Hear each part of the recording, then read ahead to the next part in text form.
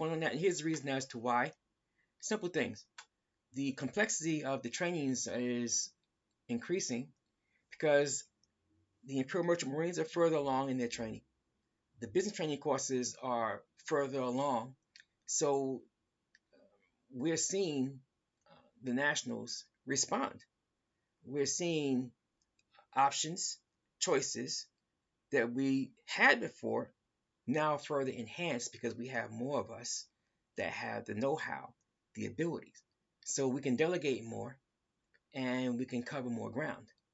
So this is redounding to us in a very positive and constructive way.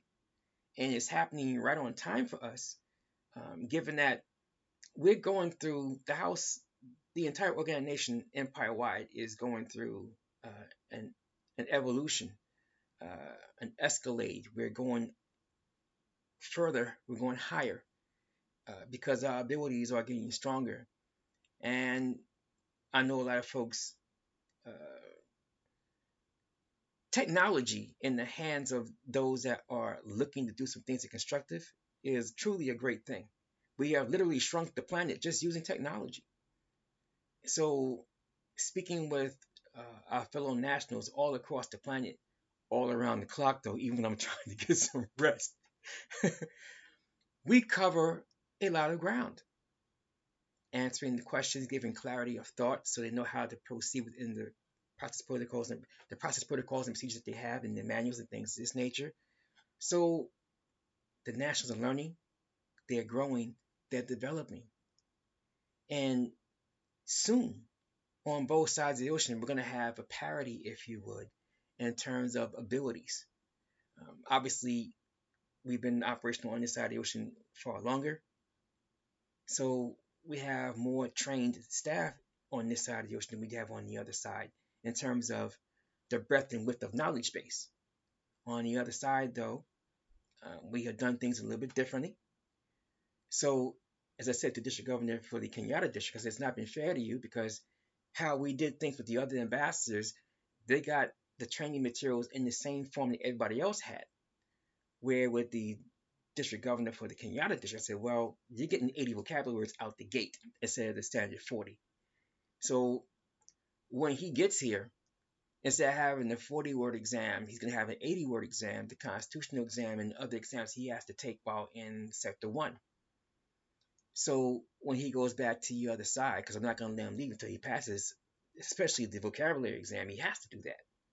When he gets back to the other side, he'll be authorized to give exams up to 80 vocabulary words, which means Noble Benjamin, who's in charge of GIA for training instructing on that side of the, well, in the Kenyatta District anyway, he'll be now authorized to take all exams necessary for him to get to 80 vocabulary words, which means in Yamambasa, the nationals there, they will be getting 40-word exams at that particular point, and District Governor will not be the one that's giving them the exams. It will be the Noble Benjamin, the training instructor for the district. So that will expand the knowledge base of the nationals there. What this allows for is us to engage in a whole discussion on a wide variety of things in the manuals, and they will have more clarity of thought because they're getting further along with the basics. And that's we've always done things here. We take things back to the basics. So I know that a lot of folks, when they come to us, and I know you've seen this, when folks amalgamate in, they have particular expectations, and we tell them straight, listen, the Amexem-Moor-Empire is not a foreign venue law firm. If you come to the Amexem-Moor-Empire for our training has nothing to do with the foreign venues. It's all about how to exist and function as a national and how to engage in business within our jurisdiction and venue. It's just that the byproduct of our training allows you to engage in all manner of discourse and international discourse wherever you find yourself on the planet. Because one of the helpful things about what they call law dictionaries is terms remain the same almost anywhere you go on the planet in terms of how they're used at law, in law, and in fact. Even before the Amexem-Moor-Empire Imperial Court in many instances. Again, how the Imperial Court is set up is not how most folks are familiar with. Obviously, most folks are familiar with what they call the criminal term and the civil term. And that's basically how they do their thing in most venues. Whereas not with us. Again, we have the criminal accusation term, the civil accusation term, and then we have the maritime term. And there's two parts. Part one is for criminal accusation for maritime and civil accusation for maritime. Anything happening on the actual physical seas, not the seas of commerce. We separated it out. So you can't play the strongman game in the Amexem-Moor-Empire. We won't be doing none of that nonsense. Doesn't work here. I completely separate it on purpose. And the basis, again, is always the common and the Sharia law. So whoever's being accused has the right to determine how they're going to face the accusation, whether it's under common law or Sharia. There's not much difference besides language and a couple of cultural baggage ideas. That's basically it. However, there are elements of common law that do apply in maritime.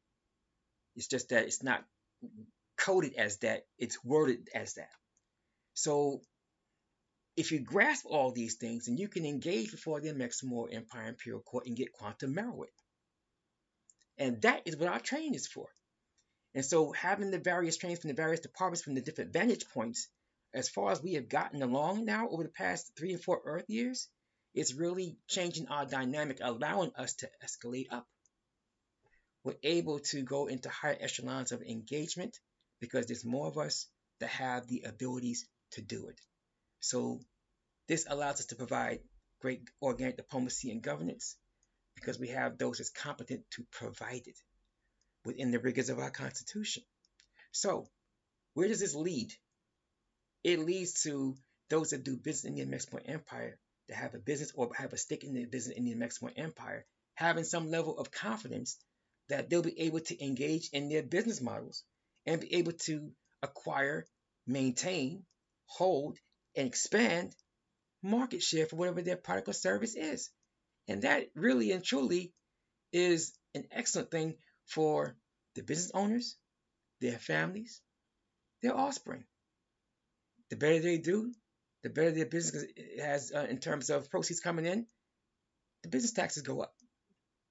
And that helps fund the fiscal budget law even faster.